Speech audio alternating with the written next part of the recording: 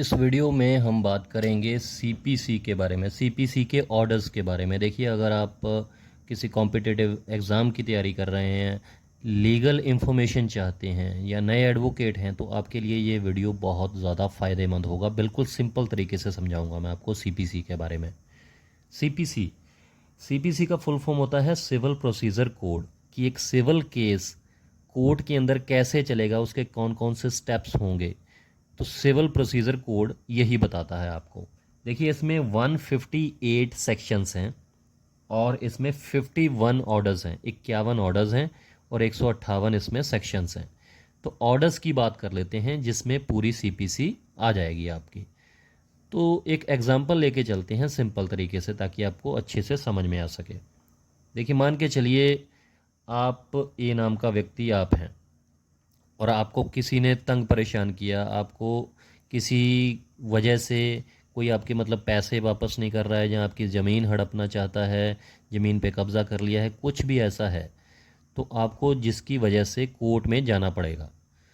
तो आपने क्या किया कि आपने बी नाम के व्यक्ति पर केस कर दिया है, सिविल केस कर दिया आपको, जिसको सिविल सूट भी कहते हैं।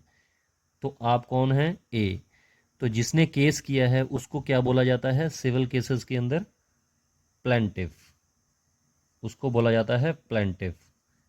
मतलब जो प्लेंट है, जो सिविल केस है, वो आपकी तरफ से है, तो आपको प्लेंटिफ बोला गया। और जिसके खिलाफ, बी नाम के व्यक्ति के खिलाफ आपने केस किया है, इसको क्या बोला जाता है? डिफेंडेंट, कि जिसके खिलाफ केस लगाया गया है। वैसे शुद्ध हिंदी की बात करें तो ये वादी हो गया और ये प्रतिवादी हो गया, प्लेंटिफ डिफेंडेंट। तो ये दोनों क्या हो गए? Parties to the suit, parties to the suit. तो ये किस में आता है? ये आता है ऑर्डर 1 में। पार्टीज टू द सूट के बारे में कहाँ बताया गया है? ऑर्डर 1 में बताया गया है। तो ऑर्डर 1 आपका कंप्लीट हो गया। देखिए, एग्जांपल के एक एग्जांपल दे दी मैंने आपको, और आपका ऑर्डर 1 जो है वो कंप्लीट भी हो गया।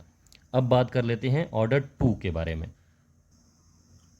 उसके बाद देखिए, ऑर्डर 1 की तो बात हो गई। उसके बाद जो केस लगाते हैं उसको क्या बोला जाता है? सूट बोला जाता है। आप कोर्ट के अंदर क्या लेके जाएंगे? एक सूट लेके जाएंगे, एक सिविल सूट लेकर जाएंगे।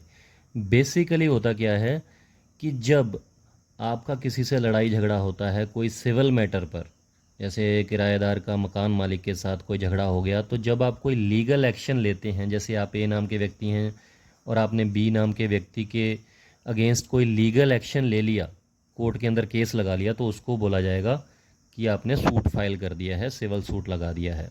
तो इसको बोला जाएगा कि framing of suit, framing of suit, कि आपने जो है किसी के खिलाफ सिविल केस लगा दिया है, सिविल सूट लगा दिया है, लीगल एक्शन ले लिया है। तो ये बात है किस में है? ऑर्डर 2 में, सीपीसी की ऑर्डर 2 में। तो ये तो हो गई फ्रेमिंग ऑफ सूट की बात। तो ऑर्डर 1 और 2 हमारे कंप्लीट हो चुके हैं। अब बात कर लेते हैं नेक्स्ट ऑर्डर की। तो देखिए, ऑर्डर 2 तक हमारा जो सिविल सूट है वो फाइल तो हो गया, लेकिन उसके बाद जब आप कोर्ट में जाएंगे, जब जज साहब के सामने आप पेश होंगे, तो खुद से अकेले से तो आप केस लड़ नहीं पाएंगे। कोई ना कोई तो आपको चाहिए होगा जो आपकी तरफ से, आपके बिहाफ पर, जिसको पूरी लीगल इन्फॉर्मेशन हो और सही स्टेप वाइज स्टेप आपका केस जो है वो लड़ सके। तो कोई ना कोई वो चाहिए होगा। तो वो कौन होगा? वो होगा वकील, वो होगा लॉयर।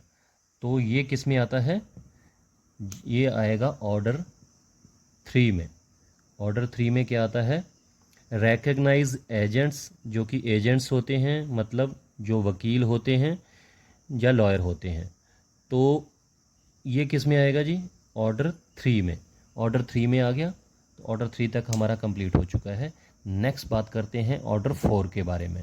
देखिए, ऑर्डर 3 में जैसे कि हमने जाना कि जो रिकग्नाइज्ड एजेंट्स होते हैं या प्लीडर्स होते हैं, जिनको हम नॉर्मल भाषा में आप वकील कह सकते हैं, कि वकील हमने कर लिया है, ऑर्डर 3 में इसकी बात की गई है।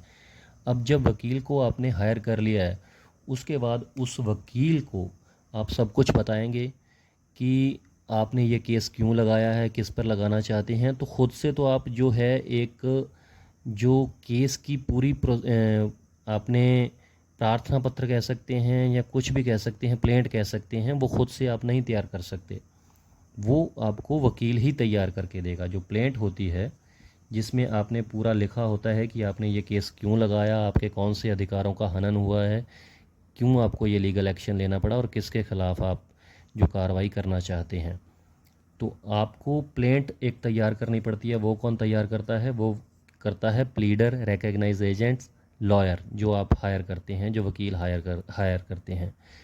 तो प्लेंट जब कोर्ट में लगाई जाती है तो उसको क्या बोला जाता है?